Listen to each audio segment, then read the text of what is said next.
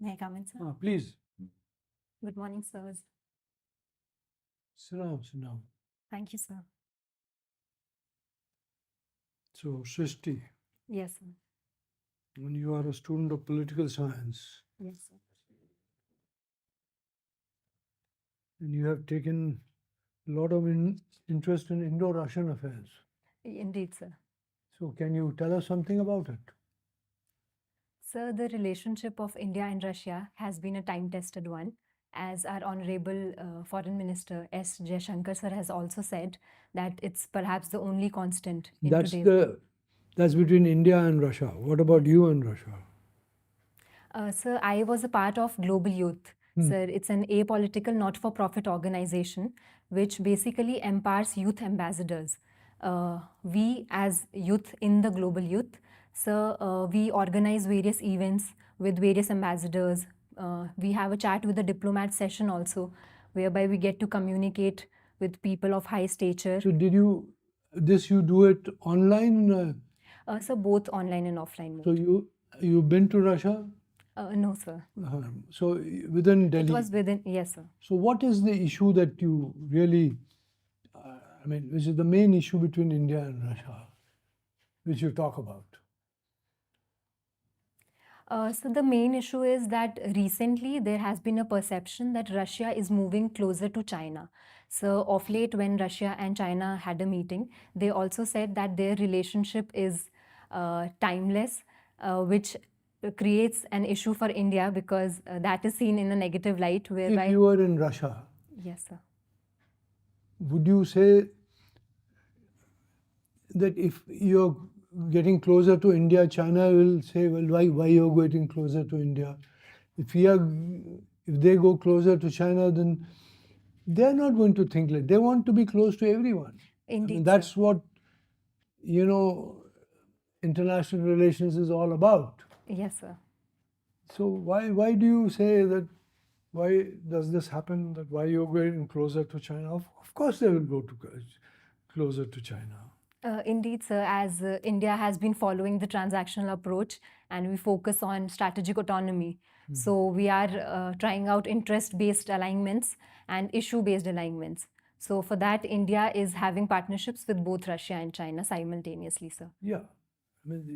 Is there any, if you are a part of a group like NATO or something like that, yes, then in certain matters you are very clear. But if you are like India, which is non-aligned, how does it matter whether? Indeed, sir. So is this idea all right, or do you find a problem with this, what I'm saying? So perhaps that's a rhetoric which is prevalent in the international arena. And India, I believe, is balancing it out quite well, sir. Okay. Now, that's of course international relations, but it is, these days, whether it is national or international, but your first choice is the Indian Administrative Service. Yes, sir. Now, you will work at the field level and then you will also work sometimes, usually at higher levels after some time, maybe in the secretariat or in some department. Hopefully, you are sir. aware of this? Yes, sir. So what department would you like to work in after you've done your districts and subdivisions or whatever it is?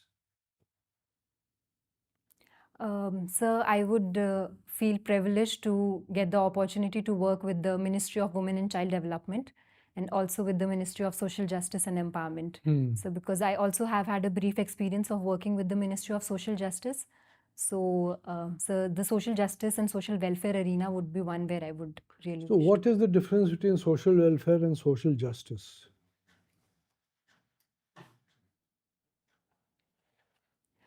So both are complementary to each other. So welfare entails within itself the concept of social justice, whereby different communities, including the marginalized sections also, are given equal rights, equal opportunities.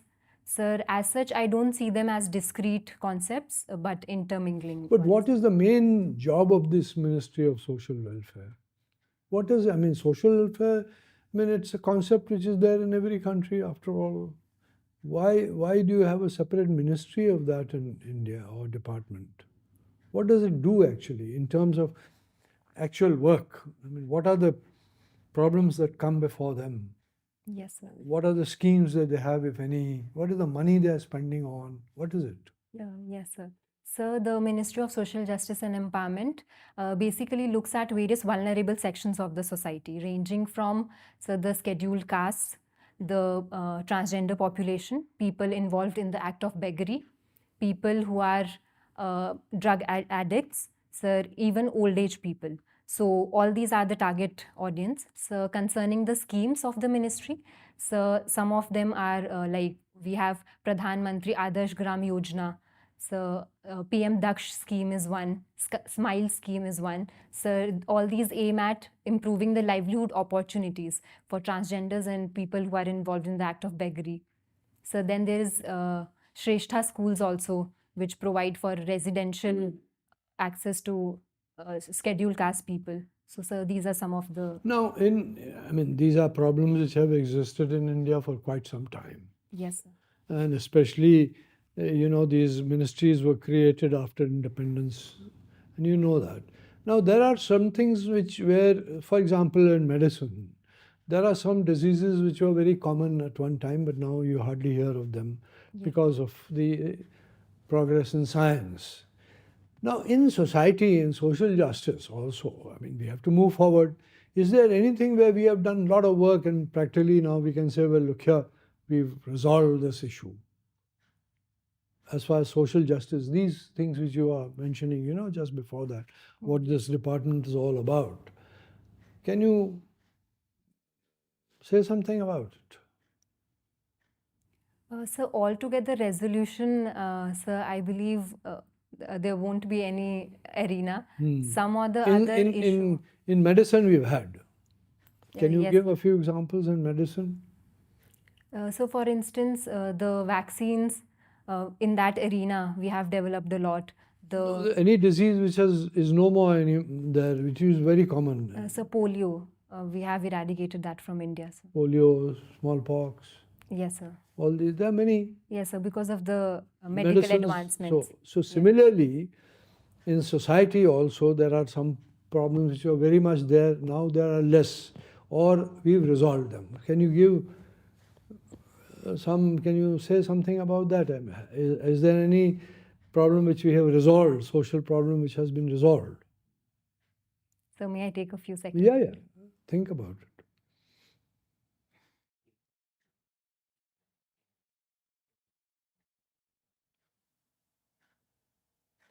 So one such thing that comes to my mind is that during the British era, various tribes were categorized as criminal tribes.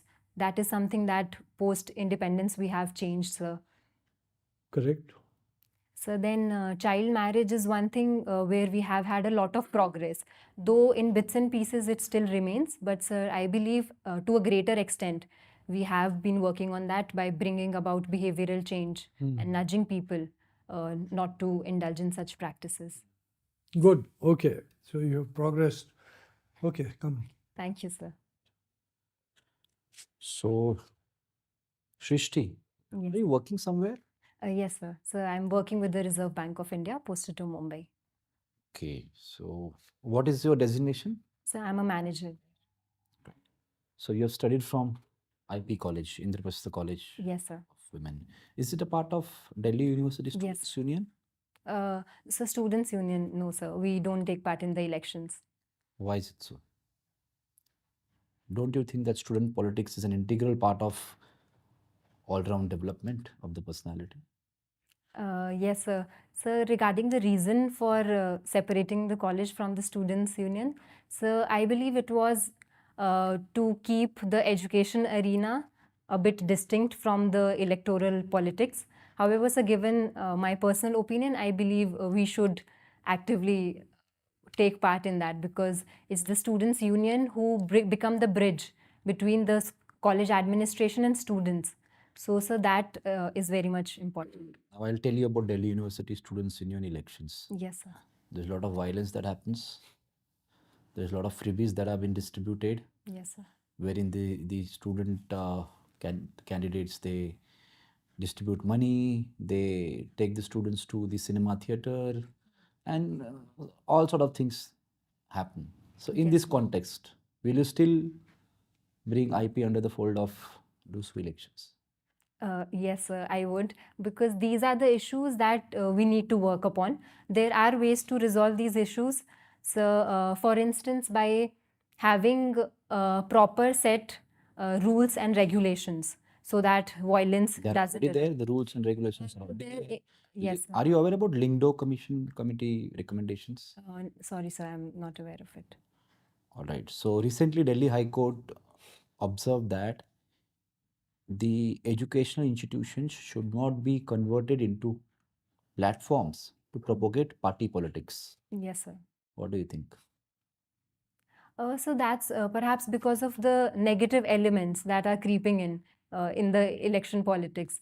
But sir, again, I believe that those are the areas where we need to work upon. And just because of the few negatives, we cannot. What is the essence of politics? Sir, in general, or like students' politics? Tell me. Sir, it would be working for the welfare of whatever section you are catering to.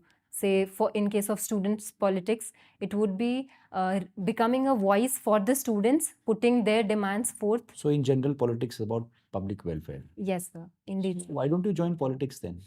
Why do you want to enter into bureaucracy? Sir, currently, as of now, sir, I see civil services as a platform which gives me a broad spectrum to work for social welfare. Also gives you broad spectrum. Yes, sir. In fact, broader spectrum. Indeed, sir, but both the arenas are quite different. So, considering the personality that I have, I believe so civil services would be more suited to me currently. As regards politics, sir, I haven't given it a thought yet. So, in future, might be, I'm not sure. You must have studied many approaches in political theory. Yes, sir. Which is that one approach of political theory which will you use during the administration or while implementing the various policies and programs? Think about it. Yes, sir. Sir, I would use the post-behavioral approach. So, whereby both the traditional and behavioral approaches both would be combined. So You are that not a political scientist. As a bureaucrat, I'm asking. yes, sir, as a bureaucrat only, like using the behavioral approach, sir, I would be focusing on data. Gramsci founded one approach. What is the name of that approach? I'm giving you the hint. He coined one term.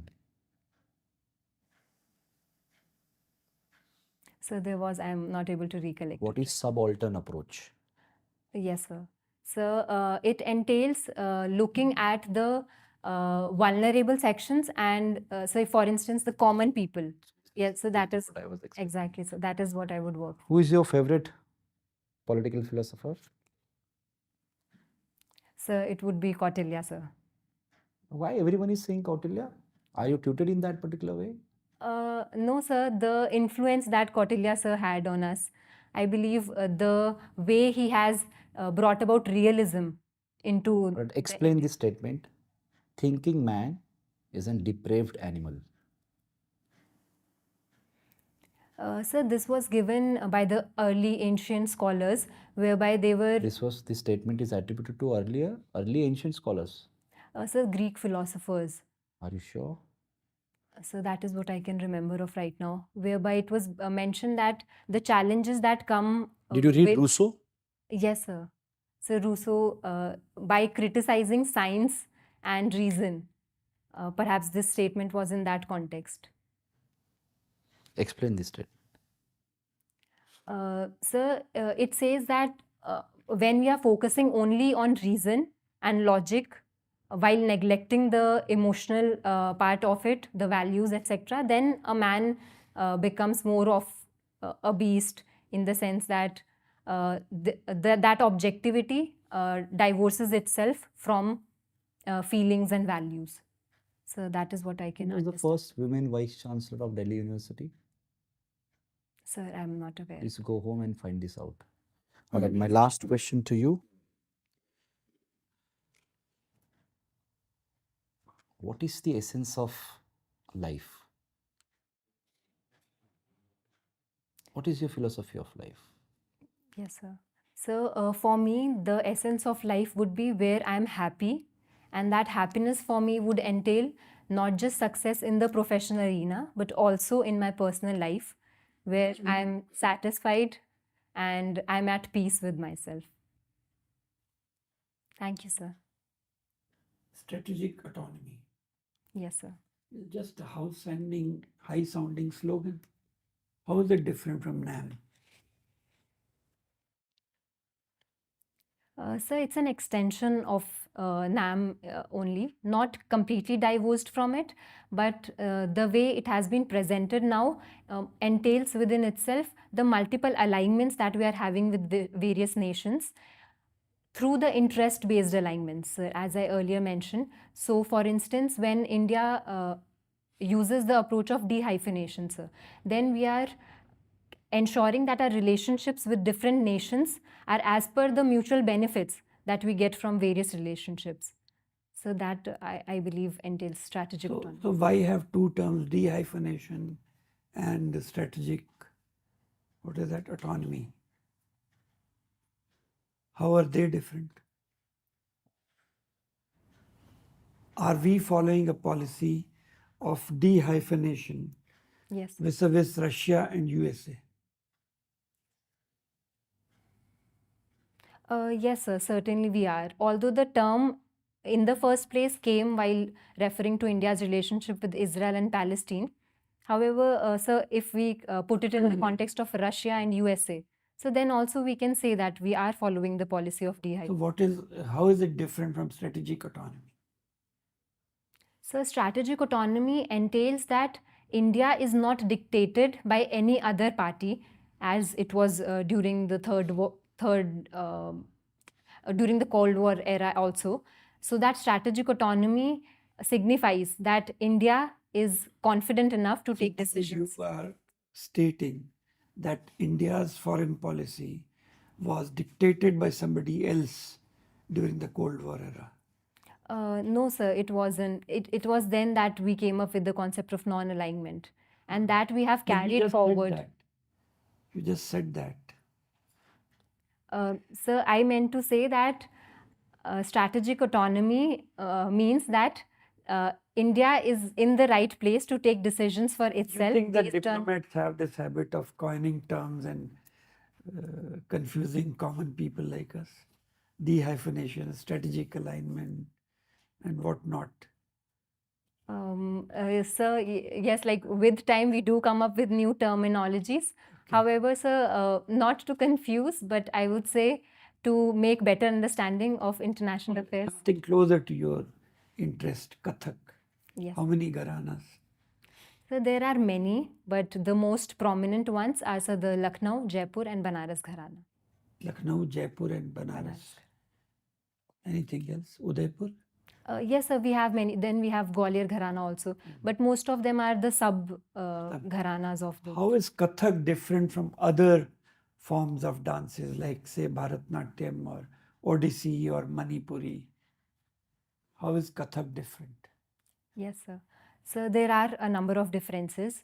So the foremost being that Kathak is the only classical dance form of India which is associated with the Hindustani classical music, while the remaining ones are mostly associated with the Carnatic music. So Manipuri. yes, sir, the southern India dance form. Neither Odissi. So in Odissi we do use certain. Carnatic. Yes, sir, to some extent, but Manipuri and Satriya dance. So those two are a bit different. So second difference would be that in Kathak, the emphasis is more on the ease of the dancer. So in that sense, the costumes are more comfortable, the jewelry is minimalist, and the dance per se is also more natural. So while in other dance forms, there is more focus on the body posturing. However, in Kathak, it is more naturally flowing, and hence the focus on abhinaya. So the expressive element of dance is also there in Kathak. Improvisation. Yes, sir. So, for instance, Jugalbandi is there in Kathak. That improvisation aspect takes care that the demands of the audience is fulfilled simultaneously by the dancer. Okay. Women's empowerment also, you said you would like to work in that kind of ministry or something. Definitely. What is a women's empowerment to you? So for me, women empowerment would mean, so firstly, that women are the agents of change themselves. Rather than others bringing about women empowerment, it should be women-led empowerment. So secondly, women having opportunities, be it educational, job opportunities, or healthcare. And so thirdly would be women having the right to make decisions for themselves. So this Okay. for me would mean. Okay. Have you seen Dil Wale Dulhaniya Le Jayenge? That was the movie. Yes, sir. Have you seen that? Yes, sir. There was a dialogue there. Ja Simran Ja, जी ले अपनी जिंदगी. Yes, sir. What does it imply to you? So in the movie, it basically shows that women always are given instructions and permission by either their father or brother or husband in the coming future. So that shows lack of agency of decision making on part of women. And so Ja Simran Ja means So that the father is letting her daughter go and marry the choice of her own. letting her daughter go. Yes, sir.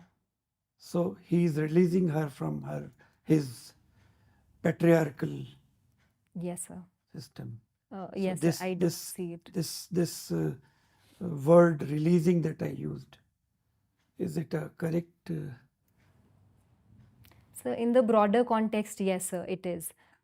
Because that is the very reason why she had to get the permission of the father. So yes, sir, I do agree to it to a certain extent. So taking permission is important. So generally in the patriarchal society, it is the case. We are a patriarchal society. So I would say we are improving on that front. However, yes, certain challenges still are there, sir. Ram, by asking Sita to undergo Agni Pariksha, in my view, has introduced patriarchy. What is your thoughts on that? Ram is the culprit, if I may use that term, to have introduced patriarchy in the Indian society. So perhaps that could be an interpretation, because the very fact that Sita ji had to go through the Agni Pariksha while Ram ji himself did not. So it can be seen in one way. So I would agree to that fact. You would agree to that? Yes, sir. Okay.